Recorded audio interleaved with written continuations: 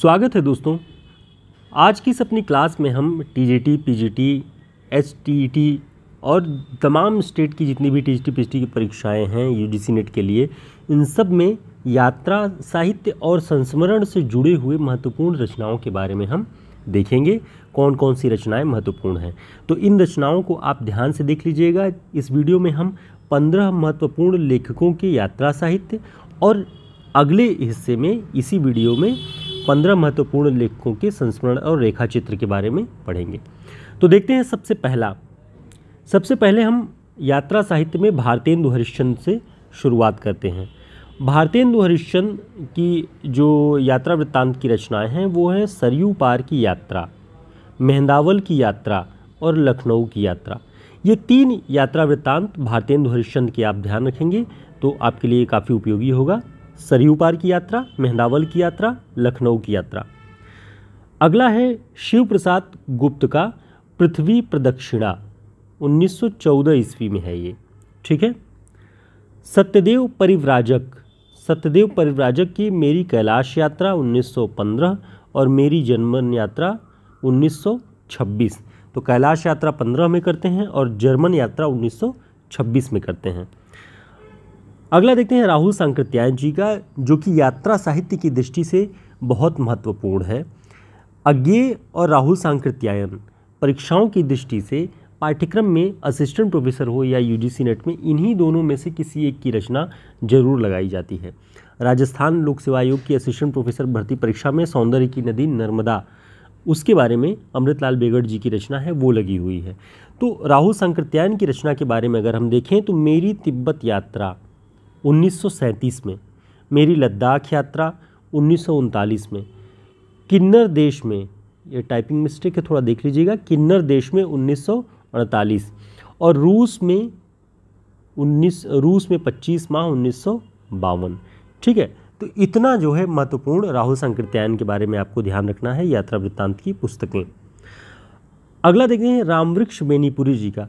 दोनों रचनाओं के नाम बहुत ही सुंदर और खूबसूरत हैं, इसको याद रख सकते हैं बहुत आसानी से। पैरों में पंख बांधकर उड़ते चलो। मुझे लगता है दोनों को याद करने में कोई कठिनाई कभी नहीं होगी आप लोगों को कि पैरों में पंख बांध लो 1952 में और उड़ते चलो 1954। तो ये दोनों रामवृक्ष बेनीपुरी जी की यात्रा वृत्तांत की, यात्रा साहित्य की रचनाएं हैं। आगे देखते हैं यशपाल का यात्रा वृत्तांत की जो रचना है वो कौन सी है, वो है लोहे की दीवार के दोनों ओर, 1953 में। अज्ञेय जी की बात हम कर रहे थे तो अज्ञेय जी का है एक अरे यायावर रहेगा याद, 1953 में, और एक बूंद सहसा उछली 1960 में। तो प्रायः ये कहा जाता है कि अरे यायावर याद रहेगा याद ये देश के भीतर की यात्राओं पर आधारित है और एक बूंद सहसा उछली ये विदेशी यात्राओं पर उनके आधारित है। तो एक बूंद सहसा उछली, उछल के बाहर गई, हो सकता है विदेश की जो यात्रा वृत्तांत के बारे में बात है वो इसमें मिल जाए। रामधारी सिंह दिनकर की जो यात्रा वृत्तांत की रचना है वो है देश विदेश, 1957 में। निर्मल वर्मा चीड़ों पर चांदनी, 1964। ये लगभग सभी आयोगों में इसके बारे में मिल जाएगा। चीड़ों पर चांदनी यूपी हायर के सिलेबस में भी था, ठीक है। तो ये लगा हुआ, तो इसको ध्यान से देखिएगा, निर्मल वर्मा की 1964 में। धर्मवीर भारती जी का यात्रा चक्र नाम से है, 1995 में। नासिरा शर्मा जी ने भी लिखा और 2003 में लिखा है उन्होंने, जहाँ फव्वारे लहू रोते हैं, 2003, जहाँ फव्वारे लहू रोते हैं। नाम, कुछ रचनाओं के नाम बहुत अच्छे हैं और बहुत रोचक होते हैं, तो आप उन्हें उस रूप में याद कर सकते हैं। जैसे ये रचना, मुझे इसका नाम बहुत अट्रैक्टिव लगता है, जहाँ फव्वारे लहू रोते हैं। तो नासिरा शर्मा का 2003 में है, इसे ध्यान रख लीजिएगा। कमलेश्वर का है आंखों देखा पाकिस्तान, 2006 में, ठीक है। कितने पाकिस्तान, आंखों देखा पाकिस्तान, ये सब कमलेश्वर जी ने ही ज़्यादातर लिखा हुआ है, तो इसे ध्यान रखिएगा। आंखों देखा पाकिस्तान, 2006। एक रचनाकार हुए ललित सुरजन जी, ये छत्तीसगढ़ के थे, मूलतः रायपुर के, और देशबंधु इनकी पत्रिका थी समाचार पत्र एक है कोई, वहाँ ये चलाते थे। इन्होंने लिखा हुआ है जो यात्रा वृत्तांत, नील नदी की सावित्री 2011 में इनकी, और इनकी मृत्यु हो चुकी है अभी हाल ही में, मुझे लगता है 2020 में या 21 में इनकी मृत्यु कोविड वाले टाइम पे हुई थी। तो ललित सुरजन जी का नाम याद रखेंगे। इनके यात्रा वृत्तांत की पुस्तक है नील नदी की सावित्री 2011। अनिल यादव एक बड़े कथाकार के रूप में, चर्चित कथाकार के रूप में पिछले 3-4 सालों में उभरे हैं, और इनका एक यात्रा वृत्तांत की जो पुस्तक है वह भी कोई देश है महाराज, वह भी कोई देश है महाराज 2012 में, और ये बहुत चर्चित हुई इन दिनों में, काफ़ी चर्चाएं रही इसकी, तो इसे आप ध्यान रखिएगा। अनिल यादव की है। एकांत श्रीवास्तव महत्वपूर्ण कवि हैं, अंतिम दशक से यानी 1991 से कविता के क्षेत्र में सक्रिय महत्वपूर्ण कवि हैं। लोक और देशज और परिवार, ग्रामीण समाज, इन सब पे इनकी कविताएं हैं। इन्होंने भी यात्रा वृत्तांत में जो पुस्तक लिखी चल हंस वा देश 2013 में।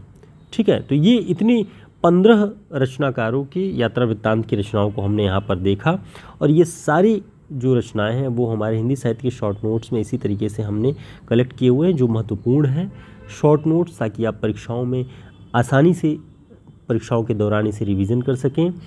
हिंदी साहित्य का इतिहास, काव्यशास्त्र, भाषा विज्ञान, 40 बड़े रचनाकारों पर वन लाइनर फैक्ट्स और वस्तुनिष्ठ प्रश्नों का संग्रह है। कुल 185 पृष्ठ का ये नोट्स है। शॉर्ट में आप तेज़ी से बहुत सारी चीज़ें, महत्वपूर्ण चीज़ें जो अब तक हमने पढ़ाई हुई हैं वो सब इस नोट्स में पाएंगे, और इसे रिवाइज़ कर सकते हैं। हमारे व्हाट्सएप नंबर पर संपर्क करके आप इसे ले सकते हैं। साथ ही टीजीटी पीजीटी की परीक्षाओं की दृष्टि से हमने 1000 प्रश्नों का टेस्ट सीरीज़, बहुत महत्वपूर्ण प्रश्नों को सेलेक्ट करके बनाया हुआ है। आप चाहें तो PDF फॉर्म में या फिर प्रिंट में भी इसे ऑर्डर कर सकते हैं, आप तक पहुंच जाएगा। और ये नोट्स हमने बहुत मन से सारे तैयार किए हुए हैं, तो आपके लिए उपयोगी होगा। देखते हैं इस वीडियो का अगला हिस्सा, संस्मरण और रेखाचित्र की रचनाएं। 15 महत्वपूर्ण रचनाकारों की संस्मरण और रेखाचित्र की रचनाएं हम देखेंगे। आपने कई बार पढ़ा होगा, लेकिन इसे रिवाइज़ कर लें। रिवाइज़ करने के लिए हमने इसे एक वीडियो क्लास के रूप में हमेशा हमने कोशिश की है कि महत्वपूर्ण रचनाओं को आपको बताते चलें। तो देखते हैं पद्म सिंह शर्मा, संस्मरण विधा के बारे में रामचंद्र तिवारी जी ने लिखा है कि इनकी पद्म पराग नामक रचना से ही संस्मरण विधा की रचनाओं की यात्रा शुरू होती है। तो पद्म पराग पद्म सिंह शर्मा की है, ध्यान रखिएगा। श्री राम शर्मा की बोलती प्रतिमा 1937 में। बनारसी दास चतुर्वेदी की रचना है संस्मरण विधा की हमारे आराध्य 1952। अच्छा, हमने आपको पिछले वीडियोस में भी बताया कि संस्मरण और रेखा चित्र में एक बारीक अंतर होता है। जहां संस्मरण में आप किसी रचनाकार के बारे में या किसी व्यक्ति को याद करते हुए उसकी स्मृतियों में अपनी भावुकता को भी बहुत स्थान दे सकते हैं, संस्मरण में ये संभावना होती है। लेकिन रेखा चित्र में कहीं भी अतिरिक्त वर्णन की संभावना नहीं होती। भावुकता, अति भावुकता आप किसी के बारे में, रेखा चित्र का मतलब स्केचिंग हमने बताया, स्केच हूबहू बनाया जाता है। स्केच में किसी पतले आदमी को मोटा बना देना वो आपकी कल्पना, आपकी विचार, आपकी कलात्मकता हो सकती है, लेकिन एक्चुअल में वो आदमी पतला था तो पतले में ही उसका महत्व है, पतले में ही उसका रूप है, पतले में ही उसका परिचय है। तो स्केच हूबहू वर्णन करता है, और संस्मरण में आप अपनी भावनाओं को अतिरिक्त स्थान दे सकते हैं। तो इसका अर्थ ये हुआ कि संस्मरण में तटस्थता की अनिवार्यता नहीं होती कि तटस्थ होकर के कोई लेखक संस्मरण लिखे, लेकिन रेखा चित्र में तटस्थता की बहुत आवश्यकता होती है। तटस्थ होकर निर्लिप्त भाव से आप उसके बारे में लिखें जैसा वो था। ठीक है, तो ये अंतर देखते रहिएगा। रामवृक्ष बेनीपुरी जी का माटी की मूर्तें, हरियाणा लोक सेवा आयोग और UGC नेट में ये लगी हुई रचना है। 1946 में ये रचना प्रकाशित हुई। महादेवी वर्मा जी की कई सारी रचनाएं हैं और संस्मरण की, और ये सभी महत्वपूर्ण हैं। जैसे अतीत के चलचित्र 1941, स्मृति की रेखाएं 1947, पथ के साथी 1956 और मेरा परिवार 1972।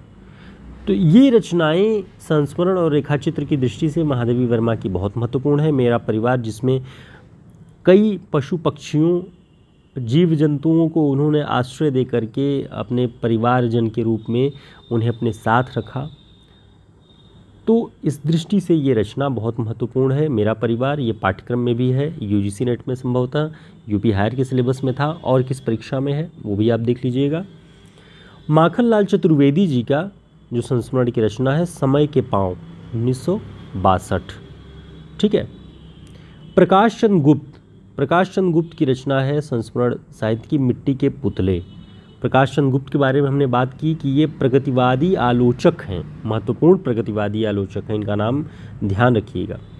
शिवपूजन सहाय की बात करें तो वे दिन वे लोग 1946 में, वे दिन वे लोग किसकी रचना है?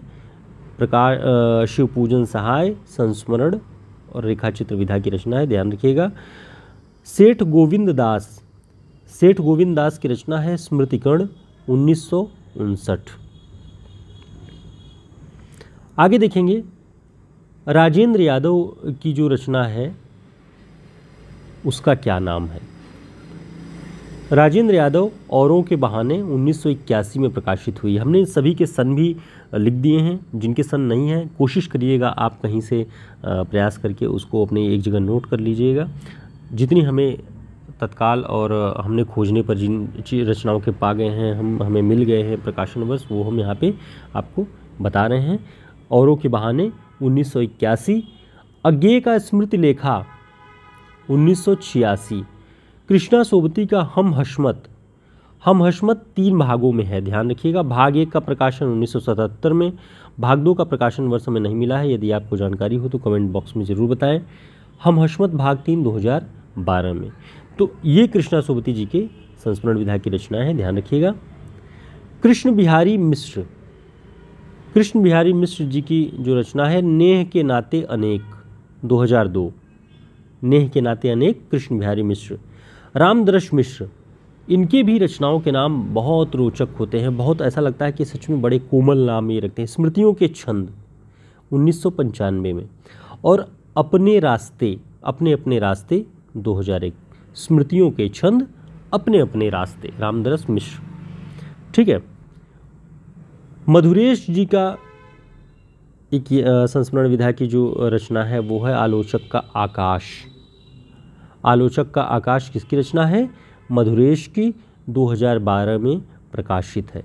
तो इतने रचनाकारों के हमने 15 यात्रा वृत्तांत लेखकों के और 15 संस्मरण और रेखाचित्र लेखकों की रचनाओं के बारे में यहाँ पर हमने देखा और हमने रिवीजन करने का प्रयास किया हुआ है, ताकि एक वीडियो में आप आसानी से 2 विधाओं तक पहुँच सकें और इस क्लास के भीतर जो भी आपने रचनाओं के नाम पढ़े, इसके अलावा जो कुछ आपको महत्वपूर्ण लगता हो उसे भी आप अपने पास चाहे नोट बना करके रखें उसका, और चाहे आप अपनी पुस्तक में भी निशान लगा के ज़रूर रखें कि यहाँ क्लास में हमने ये जो देखा, इसके अलावा ये रचनाएं भी बहुत महत्वपूर्ण हैं। उम्मीद है आपके लिए काफ़ी उपयोगी रही होगी ये क्लास, ये जानकारियाँ। हम प्रयास करते हैं कि आपने जो कुछ भी इतने दिन से आप पढ़ रहे हैं 15-20 मिनट के अंदर हम आपको फिर से वहाँ तक पहुँचा सकें जहाँ से आप रिवीजन करके लौटे हुए हैं या आपने पढ़ा हुआ है, ताकि कम समय में आप एक बार रिकॉल कर सकें सारी चीज़ों को। तो इस तरह के सभी नोट्स आपको हमारे हिंदी साहित्य के शॉर्ट नोट्स में मिल जाएंगे। हिंदी साहित्य का शॉर्ट नोट्स हमने बड़े परिश्रम से आचार्य रामचंद्र शुक्ल, बच्चन सिंह, नगेंद्र, रामचंद्र तिवारी जी के तथ्यों के आधार पर इसको तैयार किया हुआ है। वन लाइनर और ऑब्जेक्टिव टाइप के दोनों तरह के इसमें आपको फैक्ट्स मिलेंगे। तो हमारे व्हाट्सएप नंबर पे संपर्क करके आप इसे ऑर्डर कर सकते हैं। डिस्क्रिप्शन बॉक्स में टेलीग्राम और व्हाट्सएप ग्रुप का लिंक है, आप उसे ज्वाइन कर लें ताकि हम समय पर मिलते रहें, जो भी सूचनाएं हैं आदान प्रदान होती रहें, और जो पुरानी क्लासेस हमारी बहुत महत्वपूर्ण हैं उनके लिंक भी हम बीच बीच में प्रोवाइड करते हैं कि आपको खोजने में आसान होगा। खोज करके ग्रुप में हम आपके लिए उपलब्ध कराएंगे, आपको दौड़ भाग नहीं करनी पड़ेगी, इसलिए ग्रुप में जुड़ने पे थोड़ी सी सुविधा आपको हो जाएगी। फिर मिलेंगे एक नई क्लास में, तब तक के लिए नमस्कार, शुभकामनाएं।